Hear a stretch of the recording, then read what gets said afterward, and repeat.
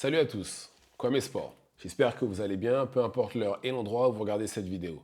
Avant de commencer, cliquez sur like, abonnez-vous et activez la cloche de façon à être tenu au courant quand je posterai de nouvelles vidéos. Ça y est, nous y sommes. L'événement UFC 303 sera ce soir. Et à la base, on était censé avoir Conor McGregor contre Michael Chandler, mais malheureusement, McGregor s'est blessé à l'entraînement, au doigt de pied.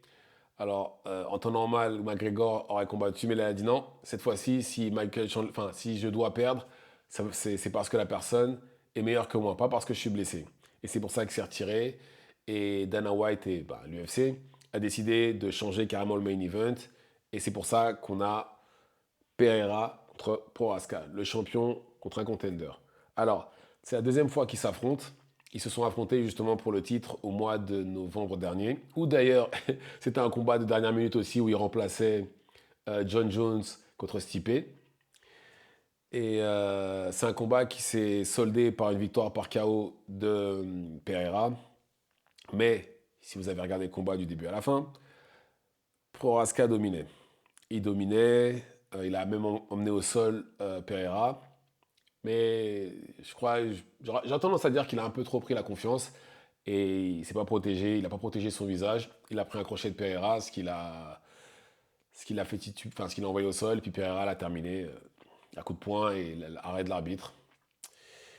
Certains ont dit que l'arrêt de l'arbitre était prématuré. Personnellement, je ne trouve pas parce que quand il s'est relevé, Prohaska est titubé.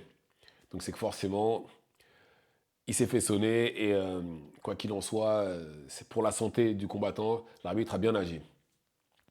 Et ce qui est bien en plus dans ce combat-là, enfin pour les deux combattants, c'est qu'il n'y a pas eu de période très très longue entre leurs combats. Ce qui fait que, et en plus de ça, ils ont combattu sur les mêmes cartes, comme j'ai dit.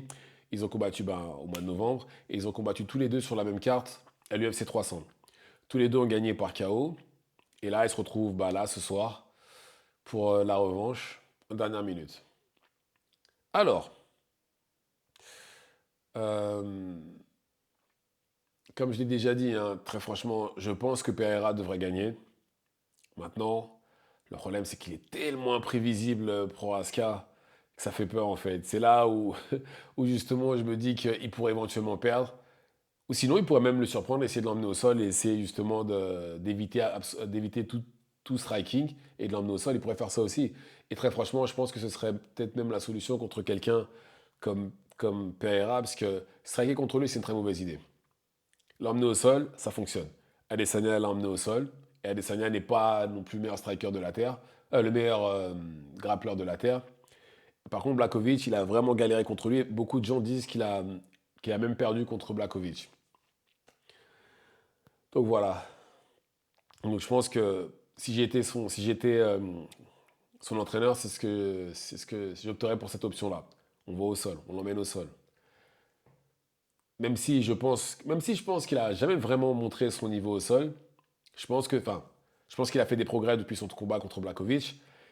Et je pense que, parce que oui, comme j'ai dit, même s'il l'a emmené au sol lors de leur premier combat pro Raska, il n'a pas maintenu au sol très longtemps. Certes, il a réussi à le mettre au sol, lui rentrer quelques coups, mais voilà, c'était pas non plus domination totale. Mais là, en tout cas, je m'attends ce soir à une guerre au niveau en striking. Et encore une fois, je m'attends à ce que Pereira gagne. Donc voilà. Dites-moi ce que vous en pensez dans les commentaires. Activez la cloche de façon à être tenu au courant quand je posterai de nouvelles vidéos. Et c'est tout pour moi. Ciao, ciao.